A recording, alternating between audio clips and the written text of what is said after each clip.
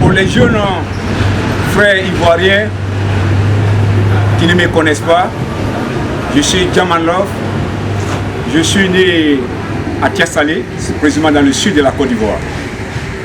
Maintenant, étant artiste, recueillement pour ce que se passe actuellement dans nos pays de la Côte d'Ivoire, il faut que vraiment je sorte de mon silence pour moi aussi envoyer ma contribution. Vous savez, nous sommes tous des Africains et l'Afrique nous appartient à nous tous. Mais avant d'être Africains, nous sommes d'abord des créatures de Dieu. Donc la seule chose qui peut nous sauver, c'est la croyance et la foi en Dieu. Le Dieu du ciel, le Dieu d'Abraham, le Dieu d'Isaac, le Dieu de Jacob. C'est le seul Dieu qui peut nous sauver. Et ce Dieu, avant de nous sauver, il veut la vérité. Seule la vérité sauve. Seule la vérité sauve. Il faut faire très attention.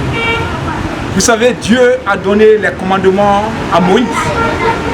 Et il a dit que lorsque vous gardez mes commandements et mes lois, je serai votre Dieu. Mais si vous brisez mes commandements et mes lois, alors je tourne ma face contre vous. Pourquoi violer une constitution? La constitution qui est le garant d'une république, d'un pays. Pourquoi briser une constitution?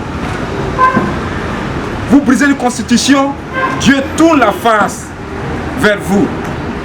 Voilà ce qui arrive actuellement à la Côte d'Ivoire. Depuis 1990, la constitution de la Côte d'Ivoire a été brisée. Houphouët-Boigny a accepté quelqu'un qui savait qu'il n'était pas ivoirien pour être premier ministre de Côte d'Ivoire. Voici le début de la trahison que Dieu a tenu sa face à Côte d'Ivoire. Monsieur Gbagbo Laurent, qui a eu le courage de dire que ce monsieur n'était pas ivoirien. En 2010, monsieur Gbagbo Laurent revient pour dire que toi, tu peux être candidat à l'élection présidentielle ivoirienne.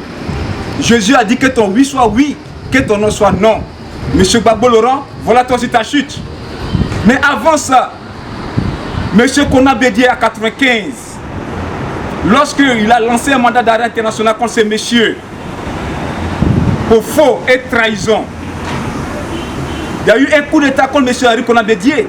Ça c'est la colère de Dieu, parce que monsieur Henri Kona Bédié savait que ces messieurs n'étaient pas ivoiriens, et étant président de l'Assemblée nationale, il a soutenu. Voilà aussi une trahison. Et voilà ces messieurs aujourd'hui qui en 2020 aussi trahit les Ivoiriens, a brisé la constitution de la Côte d'Ivoire. Donc les Ivoiriens, nous souffrons aujourd'hui à cause de la trahison, à cause du mensonge, parce que nous ne respectons pas nos constitutions. Voilà ce que je vous demande. La guerre, ça ne résout pas les problèmes. Que les Ivoiriens se mettent sous les genoux, comme ça, prier, demander au Dieu d'Abraham, le Dieu d'Isaac, de Jacob, de pardonner à la Côte d'Ivoire. C'est ce que peut libérer la Côte d'Ivoire. C'est ce que peut sauver la Côte d'Ivoire.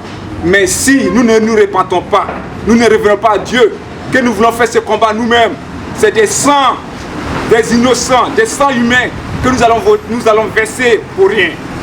Je vous donne ce message étant un Rastaman, votre frère ivoirien, Djaman Love. Pour ceux qui ne me connaissent pas, vous pouvez la Tiasalé, précisément dans le village de Nienda Mafia, allez demander après moi.